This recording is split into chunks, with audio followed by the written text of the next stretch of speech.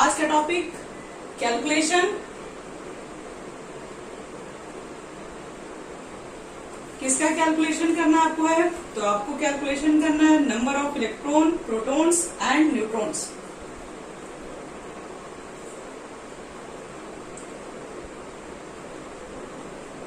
And neutrons. देखो बच्चे लोग, इलेक्ट्रॉन्स, प्रोटॉन्स, न्यूट्रॉन्स को कैसे कैलकुलेट करेंगे? तो मुझे कुछ चीजें पहले आपको बताना पड़ेगा। जैसे मान लो कोई एलिमेंट है एक्स, एलिमेंट एक्स है तो कुछ यहां चीजें लिखी रहती है, उसको बोलते हैं एटॉमिक नंबर।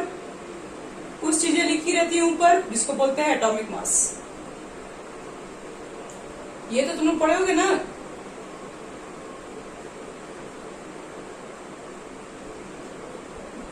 ऊपर एटॉमिक मास, नीचे आपके पास होती है एटॉमिक नंबर।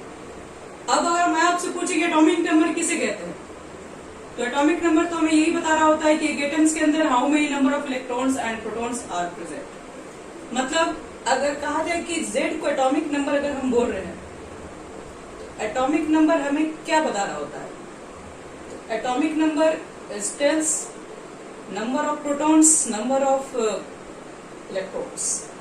ये दोनों आपस में इक्वल ही होते हैं, लेकिन इस कंडीशन के लिए न्यूट्रल। अगर आपके पास एटम न्यूट्रल है तब, मॉलिक्यूल न्यूट्रल है, मॉलिक्यूल्स थोड़ी न्यूट्रल होगा तब। किसी भी न्यूट्रल स्टेट के अंदर ये जो आपके पास एलिमेंट के एटॉमिक नंबर जो होते हैं उसके प्रोटॉन्स और इलेक्ट्रॉन्स के इक्वल होते हैं।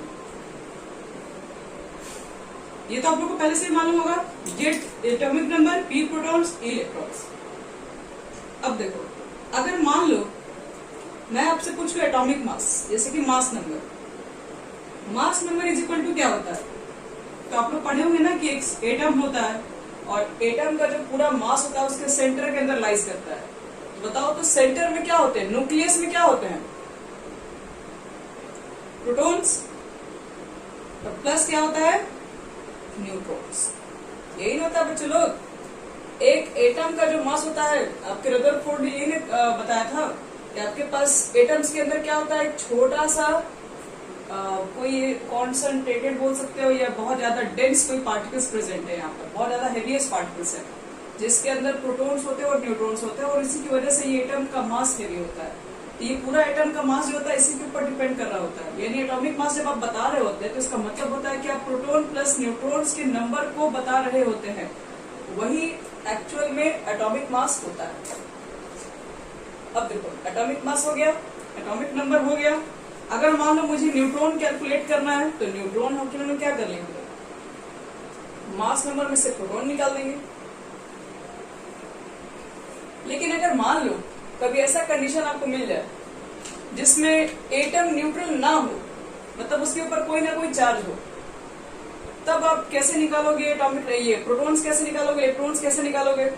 तो ये दोनों आपस में इक्वल, सॉरी ये तीनों आपस में इक्वल नहीं होगा। जब एटम न्यूट्रल है तो तीनों आपस में इक्वल होता है, लेकिन जब एटम न्यूट्रल नहीं हो, तो एक बात हमेशा याद रखना, जब एटम न्यूट्रल्स नहीं है तो Z इज इक्वल टू हमेशा P तो होगा ही होगा। यानी एटॉमिक नंबर प्रोटॉन्स के नंबर हमेशा इक्वल होंगे जब एटम्स में भी आपके पास क्या होगा, कोई चार्जेबल हो। लेकिन न्यूट्रल है तो इलेक्ट्रॉन्स, प्रोटॉन्स, न्यूट्रॉन तीनों इक्वल होते हैं। सॉरी न्यूट्रॉन क्या है, इलेक्ट्रॉन, प्रोटॉन, एटॉमिक नंबर तीनों इक्वल होंगे। लेकिन अगर एटम के ऊपर कोई चार्ज है तो आपके पास सिर्फ एटॉमिक नंबर उसके प्रोटॉन्स के ही इक्वल होगा। ये चीजें तो बच्चे आप लोगों को पहले से मालूम होना चाहिए, तभी हम लोग इसके अंदर मोल्स की कैलकुलेशन को समझ पाएंगे। तो आओ देखते हैं क्या इस पे कुछ क्वेश्चन ले सकते हैं और इसके अंदर मोल्स के क्वेश्चन को कैसे डिराइव करते हैं। पहले इसको मिटा रहे हैं।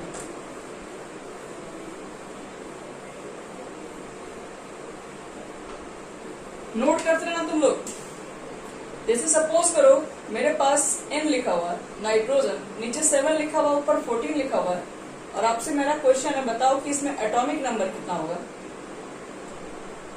सेकेंड क्वेश्चन, प्रोटॉन्स कितना होगा, न्यूट्रॉन कितना होगा, एटॉमिक मास कितना होगा। एटॉमिक मास को ऐसे रिप्रेजेंट करते हैं। ये सारी चीजें को बताना है। कौन बताएगा इसमें एटॉमिक नंबर कितना होगा बच्चे लोग? 7। यहाँ पर जो रहता है वही ना एटॉमिक नंबर होगा इसका। ठीक है, वेरी गुड। Atomic number 7। अगर आप एटॉमिक नंबर बता दिए, ये न्यूट्रल भी है, तो दो चीजें तो और भी निकल गई, क्योंकि एटॉमिक नंबर किसके इक्वल होती है? इलेक्ट्रॉन और प्रोटॉन के। तो इलेक्ट्रॉन कितना होगा बोलो नाइट्रोजन के अंदर, क्या बोलोगे 7। अभी कुछ देर पहले तो बताया Z is equal to E is equal to P होता है। अगर आपके पास एटम न्यूट्रल है, एलिमेंट्स न्यूट्रल है, कोई चार्ज नहीं है, तो एटॉमिक नंबर इलेक्ट्रॉन और प्रोटॉन के इक्वल होगा। तो इलेक्ट्रॉन भी 7, प्रोटॉन भी कितना हो जाएगा 7। अब बताओ तो इसका मास नंबर कौन बताएगा, मास नंबर कितना होगा?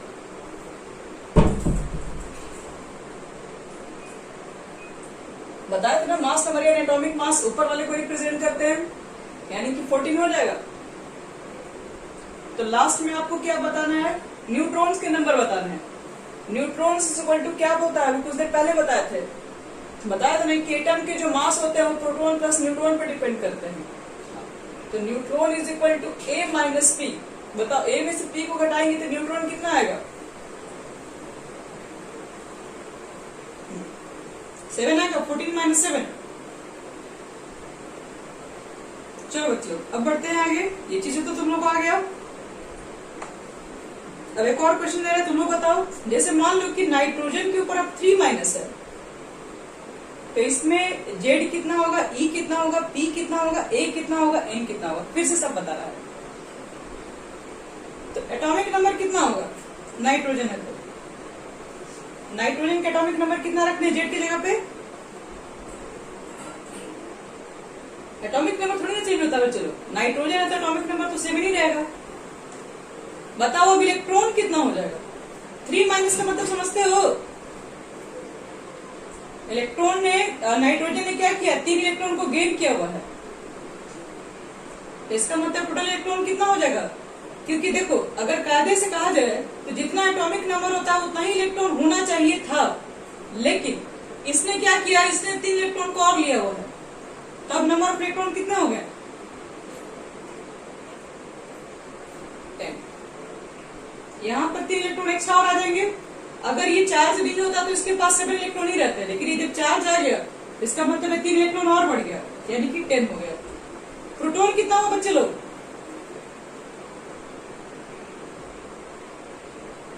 प्रोटॉन बच्चे लोग 7 ही होगा, याद रखना है। यहाँ पर एटम ने सिर्फ इलेक्ट्रॉन लिया है, प्रोटॉन को नहीं ले सकता है कोई, इसलिए प्रोटॉन अभी भी 7 ही होंगे। आपको बताया था जब चार्ज कोई भी एटम के ऊपर होगा तो एटॉमिक नंबर और प्रोटॉन हमेशा इक्वल होता है। अब बताओ तो नाइट्रोजन का मास कितना होता है, तो मास किसके ऊपर डिपेंड करता है? मास तुम्हारे पास होता है इलेक्ट्रॉन पे, तो मास डिपेंड करता नहीं है, क्योंकि आप जानते हैं कि mass number is equal to P plus N होता है। तो इलेक्ट्रॉन बढ़े चाहे घटे, मास नंबर पे कोई इफेक्ट नहीं पड़ेगा। तो नाइट्रोजन का मास कितना होता था, तो ये 14 ही रहेगा अभी भी। तो बताओ न्यूट्रॉन कितना हो जाएगा, न्यूट्रॉन बच्चे लोग, न्यूट्रॉन इज इक्वल टू क्या होता है A माइनस P, यानी कि 7 लिख दे। अब एक और क्वेश्चन दे रहे हैं, तो लोग और बताओ, अगर वो चीजें क्लियर हो गई तब फिर हम बढ़ेंगे आगे। देखो फास्फोरस है मेरे पास और ऊपर में है 3+। बताओ इसमें कितने इलेक्ट्रॉन्स होंगे, कितने प्रोटॉन्स होंगे, कितने न्यूट्रॉन्स होंगे, कितने इसके एटॉमिक मास होते हैं, क्या इसके एटॉमिक नंबर होती है, सब बताइए। पहले एटॉमिक नंबर से स्टार्ट करते हैं। एटॉमिक नंबर कितनी होगी फास्फोरस की, फास्फोरस की 17। हाइड्रोजन, हीलियम, लिथियम काउंट करो कितने पर आएगा, हाँ 15। Very good. चलो अब बताओ कि इलेक्ट्रॉन कितना होगा बच्चे लोग, 3+ है। प्लस का मतलब क्या होता है, इलेक्ट्रॉन लेना इलेक्ट्रॉन देना। तो 15 होना चाहिए था, लेकिन कितना हो जाएगा 12। चलो वेरी गुड। प्रोटॉन का नंबर बताओ,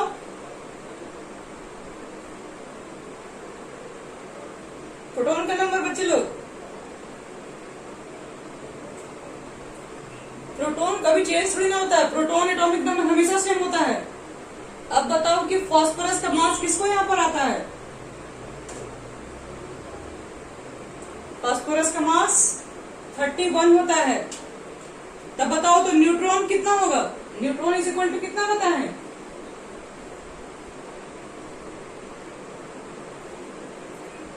तो कितना हो जाएगा?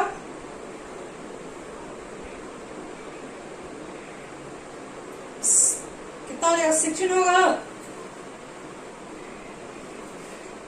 चलिए, तो ये इलेक्ट्रॉन, प्रोटॉन, न्यूट्रॉन ये सब आपको निकालने आ गया। अब चलो एक और क्वेश्चन ले रहे, वो थोड़ा डिफरेंट है।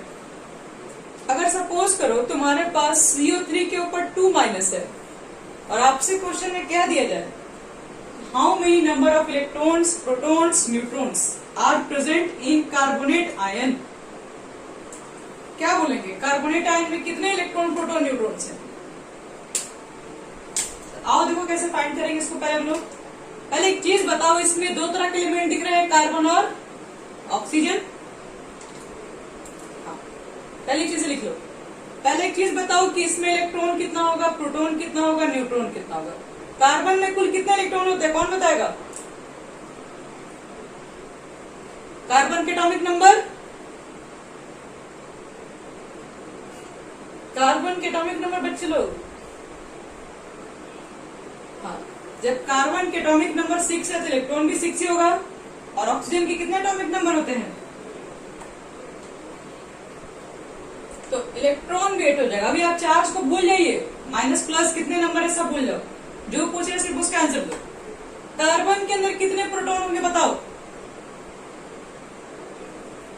चलो वेरी गुड। कितने इलेक्ट्रॉन उतने प्रोटॉन? और बताओ ऑक्सीजन। चलो अब आपसे पूछ रहे neutron. Neutron is equal to क्या होता है, पहले फॉर्मूला बताओ। ए क्या होता है? Mass number. कार्बन का मास कितना होता है?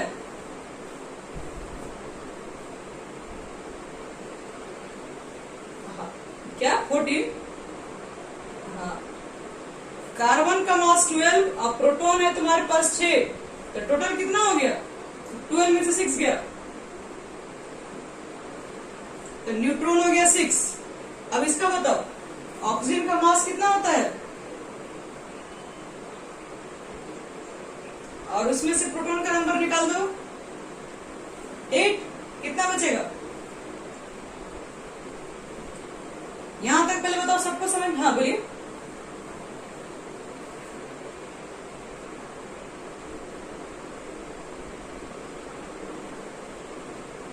नहीं, हर बार इक्वल नहीं होगा, हर बार नहीं होगा, लेकिन बहुत जगह हो भी जाएगा। तो देखो बच्चों, लोग पूछेंगे कुल कितने इलेक्ट्रॉन है, तो आप दोनों जोड़ के मत बोल दीजिएगा। देखो यहाँ पर अगर आपसे पूछे कि टोटल नंबर ऑफ इलेक्ट्रॉन बताओ, यहाँ पे नीचे लिखते हैं टोटल नंबर ऑफ इलेक्ट्रॉन्स, तो क्या लगता है आपके पास एक कार्बन है, कार्बन के कितने इलेक्ट्रॉन? 6 इलेक्ट्रॉन। कितने ऑक्सीजन है? ऑक्सीजन में 8 इलेक्ट्रॉन तो होते हैं बच्चे लोग, लेकिन वो एक ऑक्सीजन में 8 इलेक्ट्रॉन होते हैं। तुम्हारे पास 3 ऑक्सीजन है, फिर इसे मल्टीप्लाई करना पड़ेगा ना। और 2 माइनस का मतलब क्या हुआ? 2 इलेक्ट्रॉन उसने और ले रखा है, तो कुल कितने इलेक्ट्रॉन हो गए?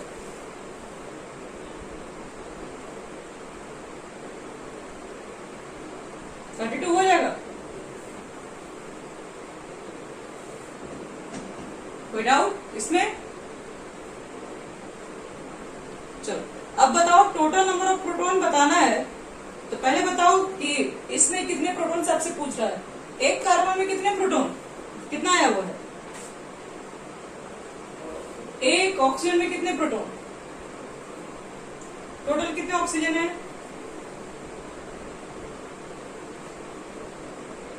अब ये माइनस से कोई मतलब है प्रोटॉन का? माइनस का मतलब क्या होता है? सिर्फ इलेक्ट्रॉन से ना होता है। चार्ज से मतलब सिर्फ इलेक्ट्रॉन का लेना देना होता है। प्रोटॉन्स घटते बढ़ते नहीं, बहुत नहीं रहते हैं। तो ये 30 हो गया। सबको समझ में आ गई ये? चलो अब बताओ मुझे कि टोटल नंबर ऑफ न्यूट्रॉन निकालना है, तो क्या लिखे बोलो तो तुम लोग? क्योंकि बच्चे प्रोटॉन्स में ये रहता है, प्रोटॉन तो सेंटर में ना होता है। चार्ज का मतलब क्या समझ में आता है? हम सोडियम के ऊपर एक प्लस देते हैं, इसका मतलब है कि सोडियम ने एक इलेक्ट्रॉन को लूज किया है, ठीक है, एक इलेक्ट्रॉन लूज किया है, प्रोटॉन लूज नहीं किया है, प्रोटॉन तो सेंटर में होता है, वो कैसे निकाल देगा वो? तो जब भी चार्ज दिया रहता है तो इसका मतलब है सिर्फ और सिर्फ बात इलेक्ट्रॉन की होगी, प्रोटॉन्स के अंदर कोई चेंजिंग नहीं होती है। चलो नंबर ऑफ न्यूट्रॉन्स के ऊपर बात करो तो कार्बन में कितने न्यूट्रॉन्स और ऑक्सीजन में, कार्बन में 6 है ना, ऑक्सीजन में 8। और कितने ऑक्सीजन है तुम्हारे पास? हाँ बोलिए, क्या बोल रहे हैं अभिषेक? क्यों नहीं मल्टीप्लाई होगा? ये आप जो बता रहे हो तो सिर्फ एक ऑक्सीजन में न्यूट्रॉन बता रहे हैं, आपके पास 3 ऑक्सीजन है तो न्यूट्रॉन का नंबर बढ़ेगा नहीं। समझ में आया ये सबको? कैलकुलेट करना कैसे इलेक्ट्रॉन प्रोटॉन न्यूट्रॉन निकालते हैं। चलो एक क्वेश्चन दे रहे हैं, सब लोग ट्राई करेंगे, बताएंगे उसमें कितने इलेक्ट्रॉन्स है, कितने प्रोटॉन्स है, कितने न्यूट्रॉन्स है। चलो क्वेश्चन आपके पास है PO4 के ऊपर 3- और P का अगर जिसको नहीं याद एटॉमिक मास तो याद रखना 31 होता है। चलिए मुझे बताओ कितने इलेक्ट्रॉन्स है, कितने प्रोटॉन्स है, कितने न्यूट्रॉन्स है, तीनों बताओ।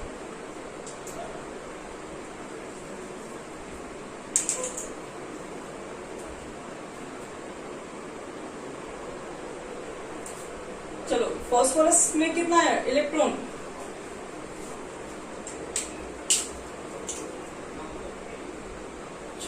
50। चलो वेरी गुड। फास्फोरस में कितने इलेक्ट्रॉन लिखे थे टोटल यहाँ पे और यहाँ पर 8। चलो ठीक है, तो टोटल नंबर जब निकाले होगे तुम लोग तो कितना होगा? 15 लिखे होगे और एक ही फास्फोरस है। हाँ 8 × 4 + 3। चलो वेरी गुड, 50 इलेक्ट्रॉन सही है। अब बताओ तुम लोग, अच्छा 1 मिनट पर रुक जाओ, इलेक्ट्रॉन कितने हो गए कहानी? चलो बताओ प्रोटॉन, तो प्रोटॉन तो 50 नहीं होगा और यहाँ पर 8, तो प्रोटॉन्स के नंबर टोटल कितने हो गए? तो 15 + 8 × 4 कितना है बोलो बच्चे लोग? 47 आया है। चलो वेरी गुड। अब लास्ट वाला बताना है तुम लोग को। लास्ट में आपके पास आता है न्यूट्रॉन। पहले बताओ इसमें कितने न्यूट्रॉन्स थे? 16। एटॉमिक मास कितना होता है? 31 होता है। प्रोटॉन्स निकाल दोगे तो क्या बचेगा? आ जाएगा ना 16। और इसमें कितने होते हैं? इसमें तो 80 होते हैं, तो टोटल नंबर ऑफ न्यूट्रॉन्स कितना आ जाएगा बोलो? तो 16 और 8 × 4 कितना हो गया? 16 + 32 यानी कि 48। तो ये हो गया हमारे पास इलेक्ट्रॉन, प्रोटॉन्स, न्यूट्रॉन्स। अगर हम इलेक्ट्रॉन, प्रोटॉन, न्यूट्रॉन कैलकुलेट कर सकते हैं तो इससे क्वेश्चन मोल्स के भी बना सकते हैं हम लोग हैं। ये सबको क्लियर हो गया सारे बच्चे लोग? क्योंकि बच्चे यहाँ पर फास्फोरस का एटॉमिक मास 31 होता है। फास्फोरस का एटॉमिक मास कितना होता है? 31। और उसमें से न्यूट्रॉन बराबर क्या होता है? एटॉमिक मास में से प्रोटॉन निकालोगी, यानी 31 में से 50 निकालेंगे तो 60 नहीं बचेगा ना। चलो तो हाँ ठीक है, अब एक क्वेश्चन तुम लोग को और दे रहे हैं, मोल्स के क्वेश्चन कैसे बनाते हैं उसके बाद हम लोग फिर आगे करेंगे नेक्स्ट क्लास में। चलो यहाँ देखो क्वेश्चन एक लिखो तो, कैलकुलेट। देखो क्या कैलकुलेट करना है? Calculate the number of electron in 9.5 gram phosphate ion.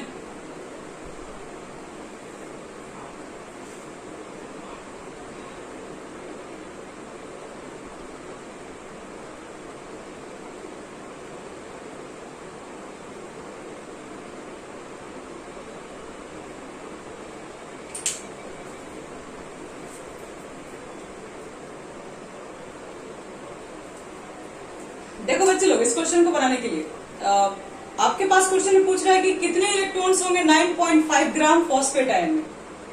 एक काम करो, तुम्हें इलेक्ट्रॉन्स निकालना है तो तुम्हें तो पहले मालूम है ना कि अगर आपके पास वन मॉलिक्यूल अगर फॉस्फेट आयन होंगे, बताओ तो वन मॉलिक्यूल फॉस्फेट आयन में कितने इलेक्ट्रॉन्स होते हैं? अभी आप कुछ देर पहले निकाले थे, 50 आया था बच्चे लोग, अभी कुछ देर पहले निकाले थे, देखो ध्यान से।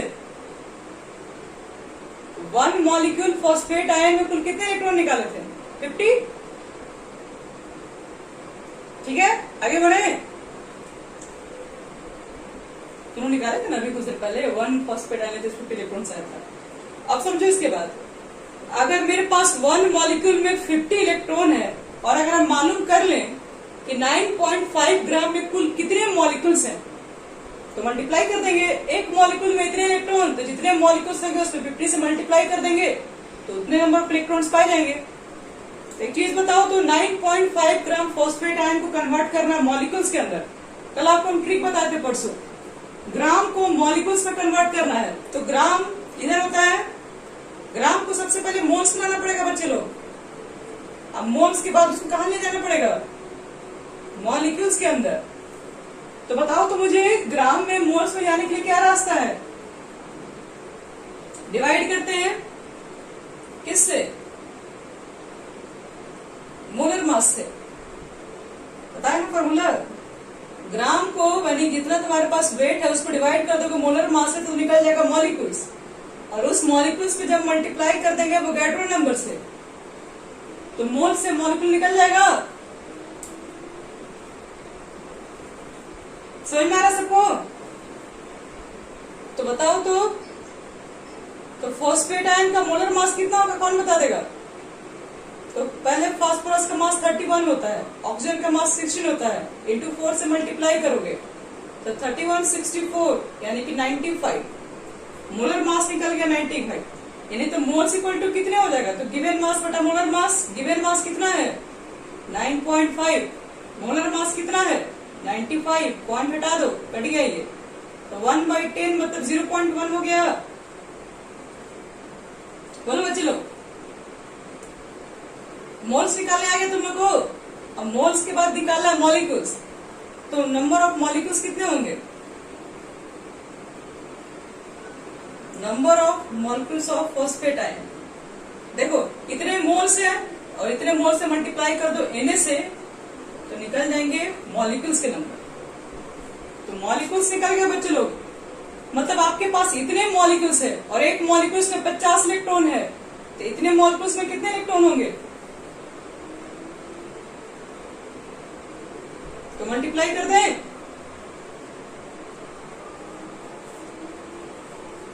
सबको समझ में आ गया कैसे इलेक्ट्रॉन